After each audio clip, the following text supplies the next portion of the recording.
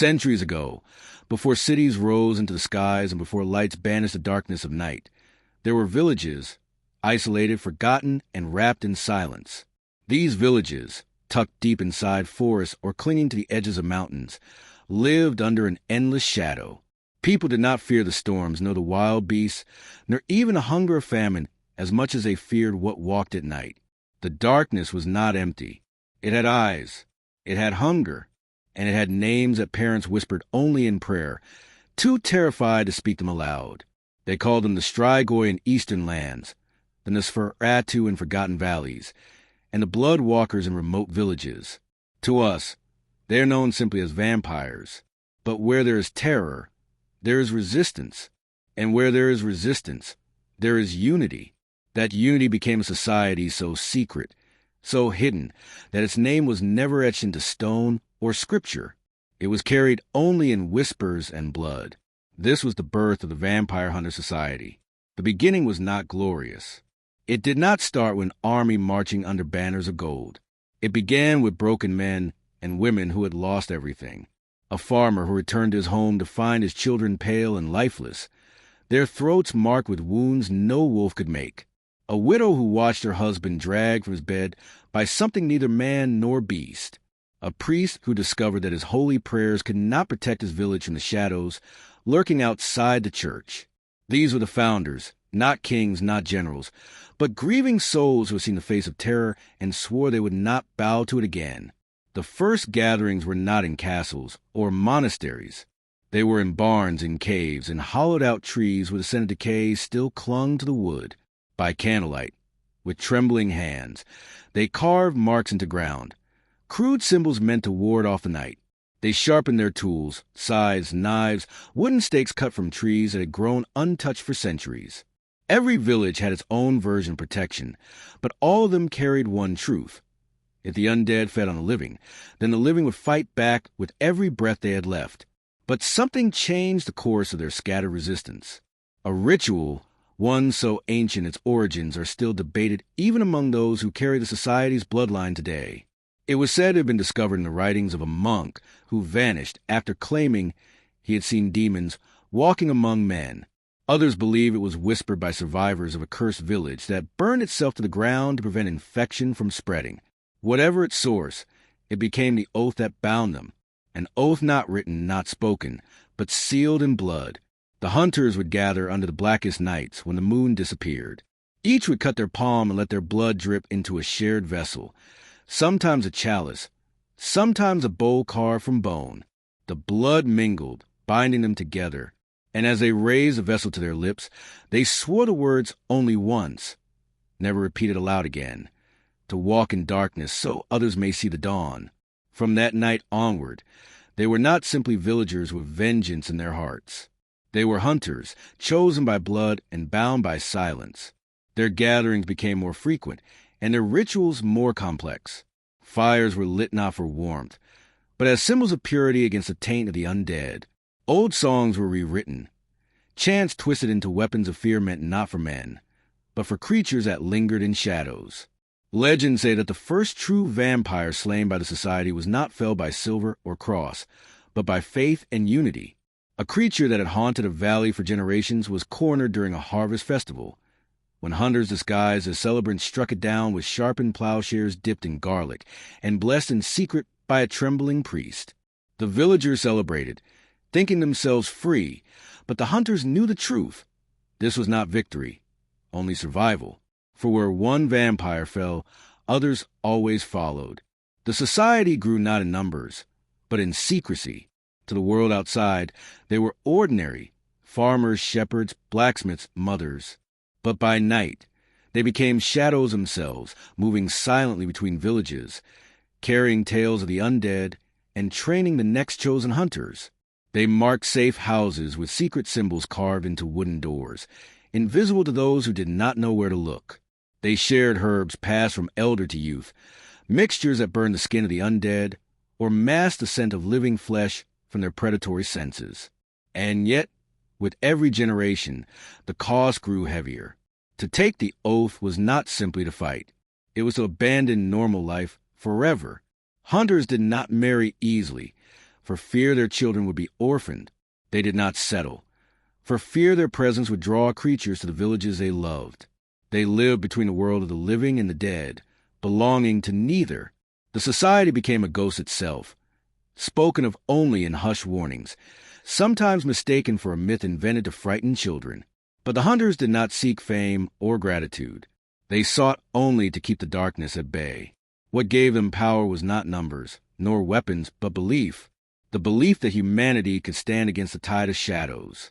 The belief that even the cursed night could be fought with courage and sacrifice. And with every oath taken, every drop of blood spilled, their legend grew stronger. As centuries passed, the world around them changed. Kingdoms rose and fell. Empires burned to dust.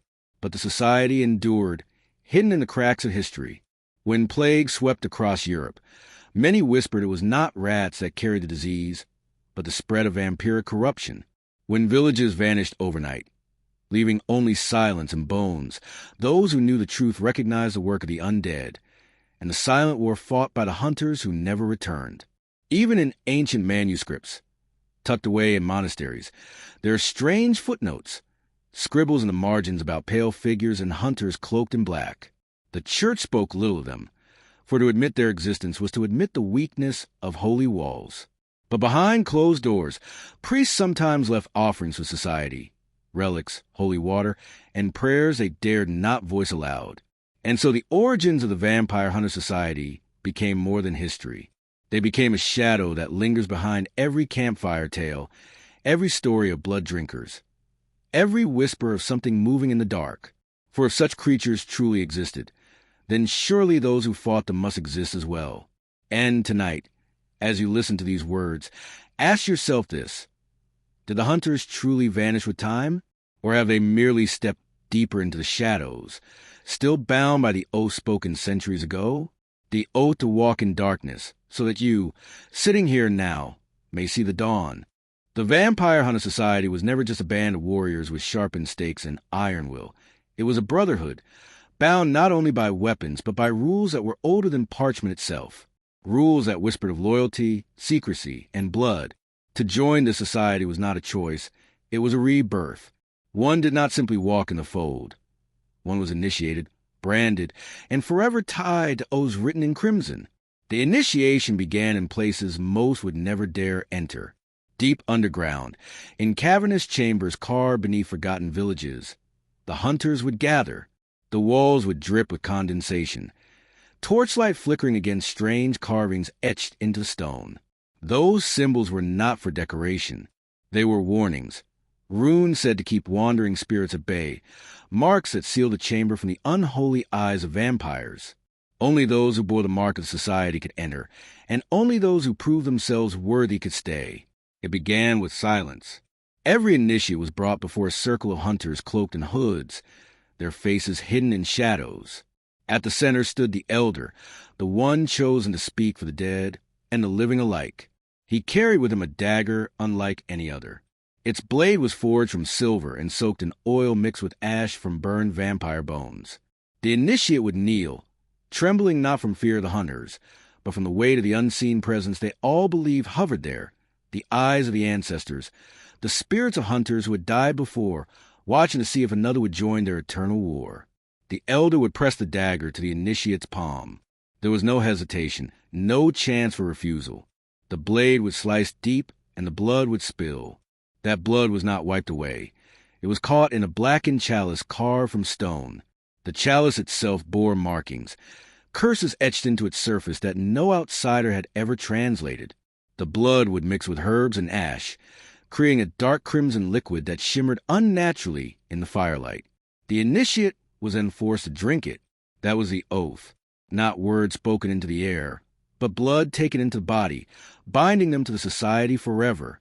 To drink was to say, I belong to the hunt. I belong to the night. I will not betray the oath or let my bloodline be cursed. For the oath was broken.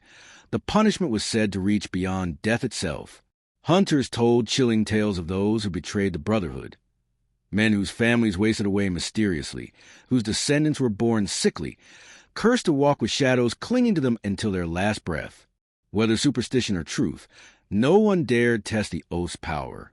The rules were not written in any book. No parchment was allowed, no ink spilled.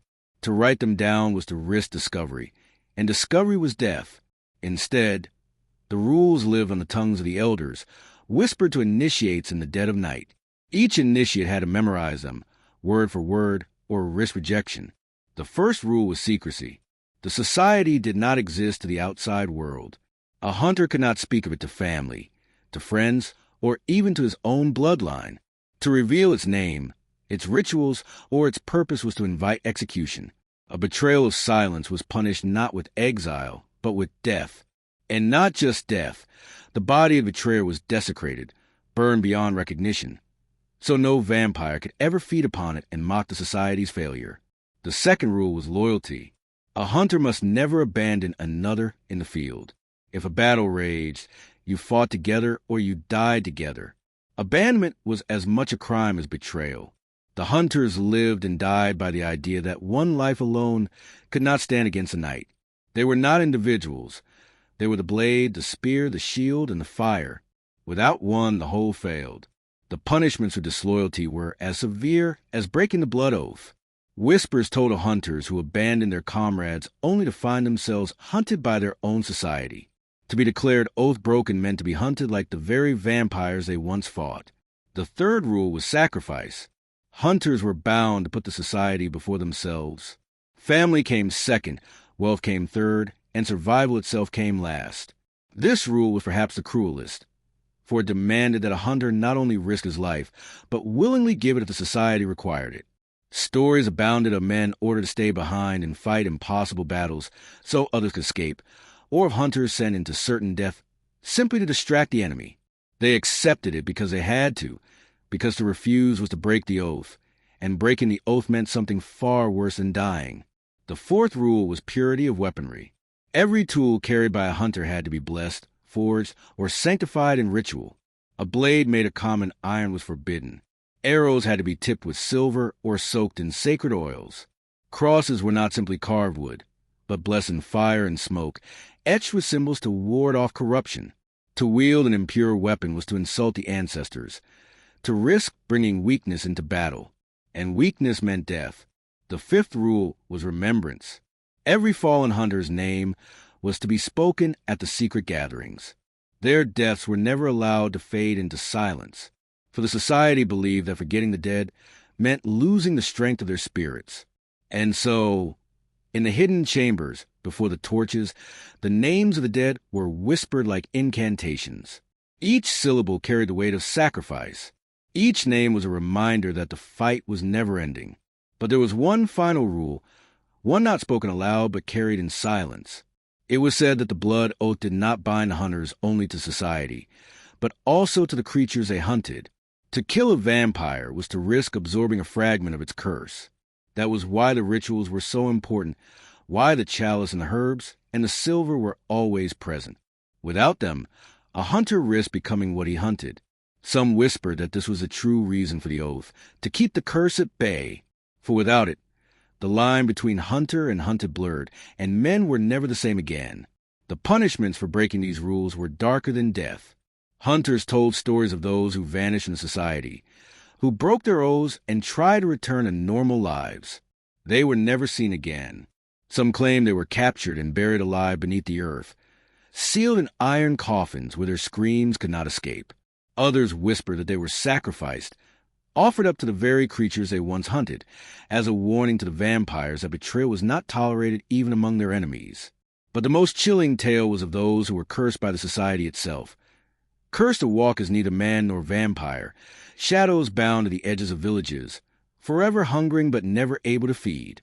A fate worse than death, a punishment designed to ensure no one ever dare betray the oath.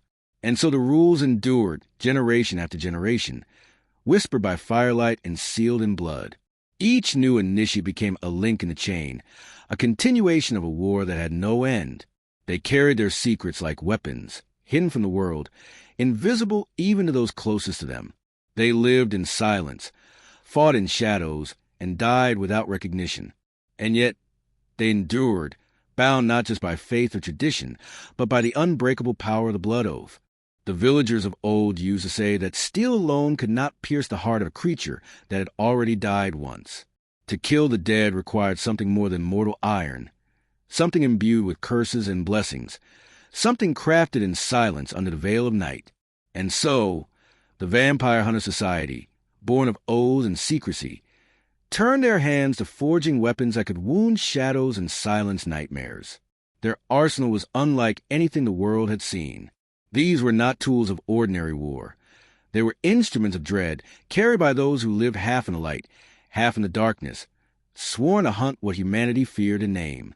The first among these weapons was the spear of silver, long and slender, sharpened with a point so bright it caught the moonlight like a frozen flame.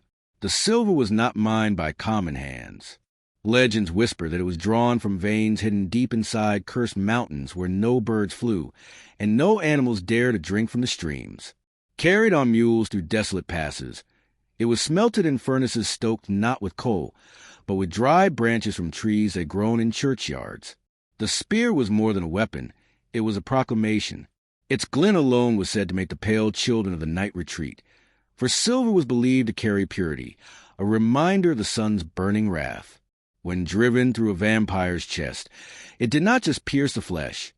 It scorched the spirit, leaving the air trembling with the sound of something unholy departing. But the hunters were not fools. They knew that spears alone would not win battles fought in crypts and forests. And so they crafted the crosses of iron and ash, each one unique, forged in secret by blacksmiths who dared not leave their names behind.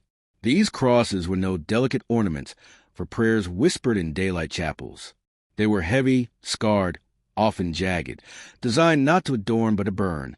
The iron was laced with salt, ground into powder, then mixed into mold, so that every strike left a trace of bitterness that no vampire could endure. When pressed against the skin of the undead, the crosses hissed, smoke rising as if fire lived inside the metal. The Society's hunters carried them in silence, knowing that sometimes the smallest weapon could deliver the loudest message. Here, in this moment, the living had not surrendered. Perhaps most chilling of all were the potions and draughts the Society brewed in clay vessels sealed with wax. The hunters had no patience for the false magic of charlatans. Their recipes were older than memory, whispered from one blood oath brother to the next. A vial might contain the ashes of burnt bones taken from the grave of a suicide, mixed with herbs that only bloomed under the blood moon. Some were bitter, meant to be swallowed before a battle to steel the nerves, the herbs numbing fear as though courage itself were being distilled. Others were venomous, designed to be thrown upon a vampire's face like liquid fire, blinding and weakening it long enough for a silver blade to find its mark. These brews were made in silence. Hunters gathered in candlelit huts, their faces hidden by hoods, their chants low and measured. They stirred the potions with bone, not wood, believing that life itself lingered in the marrow of the dead, and that power could be stolen from it. Once complete, the vials were wrapped in cloth soaked with holy water and kept close to the chest. There were whispers, always whispers, that a few hunters drank too much, their veins running not with blood but with shadows, their eyes gleaming with unnatural light. Whether these whispers were truth or warnings, no one could say. But one thing was certain. The potions were no ordinary concoctions. They were distilled fragments of fear and faith, bound together in glass.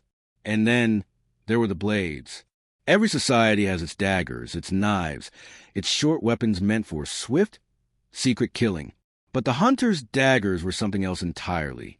Forged in silence, they bore no names, no engravings of vanity. Their hilts were wrapped with strips of burial shrouds, taken from the graves of those who had died in purity, their souls believed to shield the wielder from corruption. The blades themselves were sharpened with powders of bone and salt, each edge tested not on flesh, but on the carcasses of wolves that prowled too close to human homes.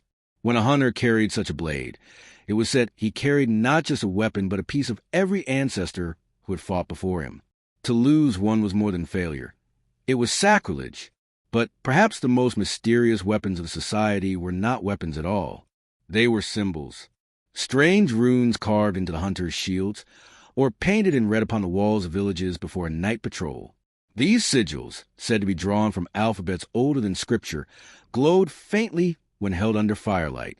Their power lay not in cutting flesh, but in disturbing the unseen, creating barriers no creature of the night could cross without trembling.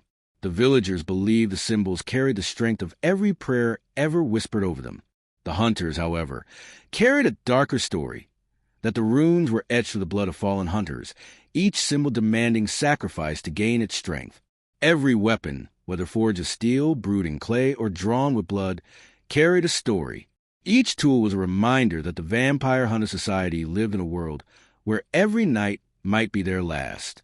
They knew their enemies did not age, did not sleep, and could rise again even after being torn apart. And so, their weapons were not only practical, they were psychological.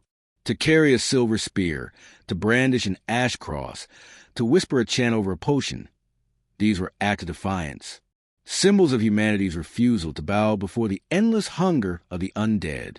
Hunters told stories of the first time these weapons were tested. In the village of Ravnos, a vampire had risen from the crypts, its shadow spreading sickness like smoke. The society sent 3 hunters, armed only with silver and fire.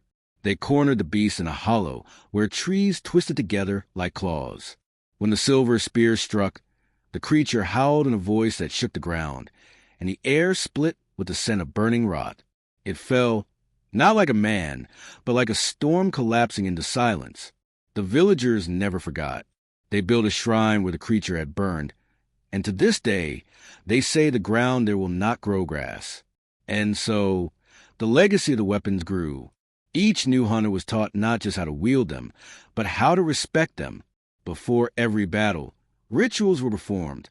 Spears were polished in silence. Daggers were laid upon altars of stone. Potions were uncorked one by one, their fumes rising like prayers. To wield these tools without reverence was to court disaster, for the society believed that weapons carried memory, and memory carried vengeance. To disrespect a blade was to invite it to turn against you when you needed it most. But not all weapons were ever revealed. The hunters were secretive, guarding their most powerful tools from even their own kind.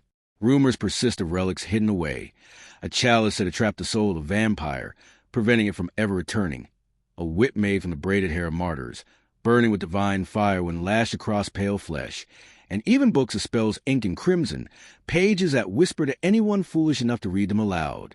Were these real? Or were they stories told to frighten apprentices into obedience? No one could be certain. The society's silence was as deep as their shadows, and the truth was always shrouded in dread.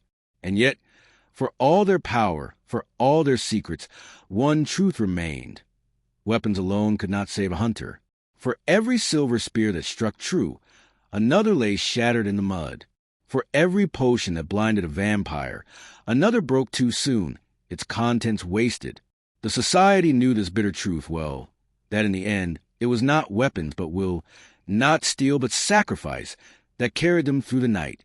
Their arsenal was only as strong as the hearts that wielded it, and those hearts, though filled with courage, beat always in the shadow of terror. The villagers who whispered of the Vampire Hunter Society always spoke of their tools with reverence and fear. They did not just see a spear. They saw the story of 1,000 nights where men and women fought against the endless dark. They did not just see a potion. They saw the trembling hands of a hunter pouring death into a vial. They did not just see a dagger. They saw a promise carved into steel, a vow that no monster would walk unchallenged. And so, when the torches burned low and the bells rang warning through the empty streets, the villagers would look to the horizon and wonder. Somewhere out there, in the fields where the mist clung thick, hunters were preparing. They were sharpening, mixing, chanting. Their weapons were ready. And so long as they carried them, so long as the silver still gleamed, the night could be endured. But even as hope stirred in their hearts, another question always lingered, like the chillest shadow too close behind. What weapons have they yet to reveal? And what horrors must rise before they dare to use them? The battles of the Vampire Hunter Society were not fought in the open, under the bright glare of the sun, where armies clashed and banners waved. No, their wars were waged in silence, in forgotten corners of villages, in shadow-soaked forests, in crypts where no one dared to tread. These were wars that history refused to record, for the victors did not seek glory, and the losers, well, the losers were not left to tell their tales. To speak of society's battles is to step into a world of fear, of sacrifice, of blood spilled not for riches or land, but for the fragile hope that humanity might see another dawn. The earliest chronicles tell of entire villages disappearing overnight, their homes left abandoned, their fires extinguished. No livestock, no children's laughter, no footprints in the dirt. Only silence and the occasional smear of dried blood along a wooden fence. To the common folk, it was as if a curse had swept through, as if the devil himself had walked among them. But the hunters knew better. These were feeding grounds, tore apart by a coven of the undead. And so, in the cover of darkness, the hunters descended upon these sites, not as rescuers, but as avengers. The clashes were swift, bloody, and merciless. Imagine a circle of hunters, their faces painted with ash, their eyes hollow from sleepless nights. In their hands were weapons that glinted faintly in the moonlight, silver-edged spears, axes blessed with holy rites, and vials of liquid fire brewed from forbidden alchemy. Their enemy was not a horde of mortal soldiers, but creatures with eyes burning like coals, teeth sharpened to pierce bone, and a strength that mocked human fragility. One such battle, whispered in hushed tones around village fires, is known as the Night of Crimson Field. It took place on a remote farmstead, where a clan of vampires had made their lair beneath the haylofts. For weeks, villagers nearby spoke of shadows moving the fields, of screams carried by the wind. The society sent 12 hunters. Only 4 returned. The others gave their lives beneath that moon, slaughtered as they attempted to drive the beasts from their nest. When dawn finally broke, the farm was nothing but ash and blood, and the surviving hunters were too broken to speak. To this day, travelers claim that on certain nights, the soil still glows faintly red as if remembering the massacre. Sacrifice was the heart of every battle. The hunters knew that many would not return, and yet they took their oaths with solemn pride. Fathers left their families, mothers left their infants, knowing that their blood might water the roots of humanity's survival. Some battles demanded more than courage. They demanded the complete surrender of one soul. There are tales of hunters who allowed themselves to be bitten, cursed, or possessed, only to drag their enemy into traps set by their brethren. Their names were never written in the annals, but their sacrifice echoes in every whispered legend. It was not always death that awaited the hunters. Sometimes it was something far worse. There are grim accounts of hunters captured alive, forced into unholy rituals by vampires who sought to corrupt them, turning them against their own brothers and sisters. These broken souls became traitors, their knowledge of secret routes and sanctuaries used to bring ruin to entire factions of society. The punishment for such betrayal was merciless. The hunters, if ever captured again, were burned alive in silence, without prayers, their ashes scattered so no trace of them remained. For the society, the stain of betrayal was as terrible as the bite of the vampire itself. As centuries passed, the battles grew more secretive, more desperate. Villages that once relied on hunters began to fear them, believing that where the hunters walked, destruction followed. And in some cases, they were not wrong. For in their relentless war, hunters sometimes destroyed entire settlements to root out nests of vampires. Whole families vanished not because they were cursed, but because they were witnesses to truths the society wished buried.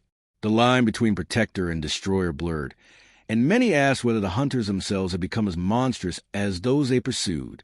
One of the most haunting legends tells of 7 who walked into darkness. In the heart of a mountain range, an ancient vampire lord was said to have dwelled, older than the rise of kingdoms, his body buried in black stone, his soul imprisoned yet restless. The society sent 7 of their bravest, each sworn to strike a final blow. They vanished into the caverns with torches and silver, and for 3 days the earth itself trembled. On the 4th day, the mountain collapsed, sealing the cave forever. None of the hunters returned, and yet no whispers of the vampire lord were heard again. Some claim their sacrifice trapped the beast beneath the rock, buying humanity centuries of peace. Others fear it merely slumbers, waiting for another age. Around the fires of forgotten villages, the elders still whisper of these sacrifices. They speak of women who burned their husbands alive when they returned with eyes that gleamed too brightly. They tell of fathers who wept as they buried sons who fell with crosses clutched to their chests. The society's path was paved with these tragedies. Each sacrificed a stone in the long road of their existence. But for every battle, for every loss, the society's resolve grew sharper. They were not merely warriors. They were shadows, legends, and martyrs. They did not fight for fame, nor for kings or crowns, but for the fragile heartbeat of humanity. And though the villages forgot their names, though the world erased their deeds from history, the society remembered. For within their hidden sanctuaries, the names of the fallen were carved into stone, lit by candlelight, guarded by silence. Even now, as stories slip into legend and legends fade into myth, the sacrifices remain etched into the memory of the earth. A raven's cry at midnight, a sudden chill in the woods, the rustle of unseen footsteps, all reminders that someone once gave everything so that you might live without knowing the darkness that almost consumed the world. And so the question lingers, what is the true cost of survival? How many lives, how many nameless martyrs were lost so that humanity could wake each morning without fear? The Vampire Hunter Society knew that cost, bore it upon their shoulders, and walked willingly into the fire, for that was their oath, their burden, and their eternal sacrifice. They say the past never dies. It only buries itself under layers of silence, waiting for the day someone digs deep enough to uncover it. For centuries, the Vampire Hunter Society has hidden in the shadows, shaping myths, protecting villages, and carrying out battles that were never recorded in the history books. But what if the story does not end in dusty manuscripts or forgotten ruins? What if the society has simply changed form, adapted to survive in the modern world? Still watching, still hunting, still keeping their secrets alive today? The question sounds like the stuff of legends, the kind of thing whispered at midnight over campfires or buried inside conspiracy theories on late-night radio shows. Yet the trail of evidence refuses to die. Strange symbols etched into abandoned barns, faded murals in decaying chapels, and journals written in blood-red ink found in locked chests all point to the chilling possibility that the society never truly vanished. Imagine a world where the hunters walk among us in plain sight. They are not robed monks or sword-bearing knights anymore. They could be the quiet librarian who rarely smiles, the old man who knows every grave in the cemetery by name, or the pale woman who always seems to leave just before dawn. The society understood survival was not only about killing vampires. It was about blending in, adapting, and ensuring that no one could trace them. Some researchers believe the modern descendants of hunters live in isolated communities across Eastern Europe, the Carpathian Mountains, and even in remote African villages where tales of blood-drinking spirits still persist. These are places where electricity came late, where traditions linger, and where silence carries more weight than words. Here, whispers of the Watchers or the Silent Ones are told to children to scare them into obedience. Elders do not speak openly, but when pressed, their eyes cloud with fear as though mentioning the society might summon them. But the unsettling truth is that the society may have gone far beyond isolated communities. According to scattered rumors, some of their bloodlines have reached cities, blending into positions of quiet power. A politician known for his obsession with secrecy, a wealthy banker with unexplained scars on his arms, a university professor teaching folklore who never appears in photographs. What if these are not coincidences, but the camouflage of modern hunters? The methods may have changed. They no longer carry spears dripping with silver or torches that light up the night. Instead, they use encrypted communication, ancient codes hidden inside academic papers, or whispers in private clubs that outsiders can never enter. Their weapons may now look like research labs, their rituals disguised as medical procedures, their hunting expeditions disguised as humanitarian missions. The oaths are never spoken in public, but behind locked doors in candlelit rooms, they are still recited, binding men and women to an ancient cause. And yet, the greatest mystery is not where they are, but what they know. If the society truly exists today, what secrets are they guarding so desperately? Is it the existence of vampires themselves? Or is it something far more terrifying, the possibility that vampires have already adapted to walking freely among us? Consider this chilling thought. Vampires were never the aristocratic figures from Gothic novels. They were predators, shapeshifters, masters of deception. If they survived the torchlit hunts of the past, wouldn't they also learn to survive today? where darkness no longer hides in forests but in crowded cities, where the charming man with perfect manners, the woman whose beauty never fades, or the stranger who never eats in public are not just unusual but undead. If so, the society's silence begins to make sense. Because if the truth ever came out, chaos would spread like wildfire. That silence, however, leaves room for speculation. Some conspiracy theorists claim the society controls archives hidden beneath ancient cathedrals. Others swear that encrypted scrolls lie buried under Vatican vaults, guarded by those who know the real wars of history.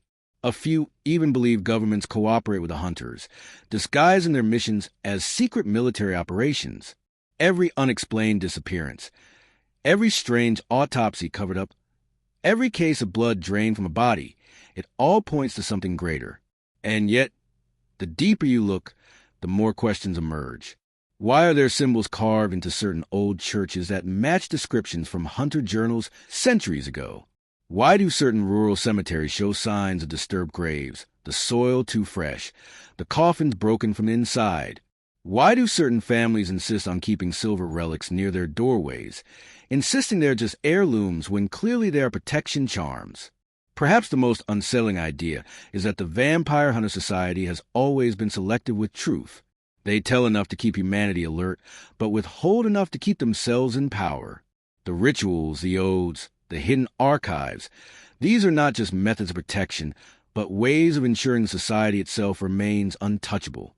Maybe they do not only guard against vampires, but also against the knowledge of their existence.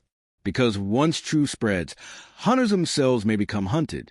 By governments, by cults, by those who want to exploit their knowledge. Still, whispers slip through the cracks.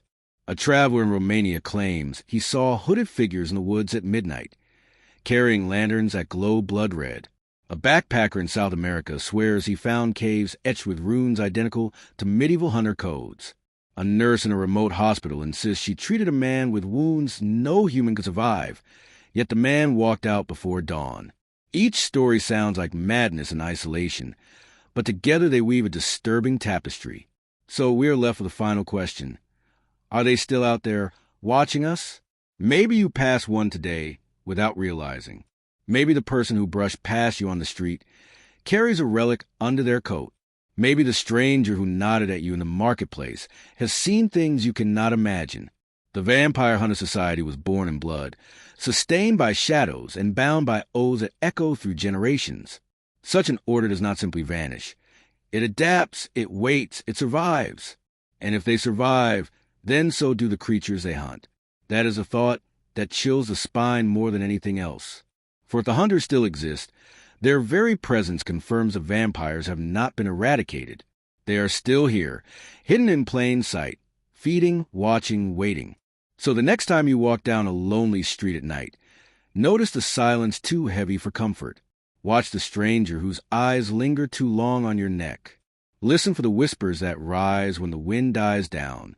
Because if the Vampire Hunter Society still hides its secrets, it is not to protect history. It is to protect us from the monsters that never left.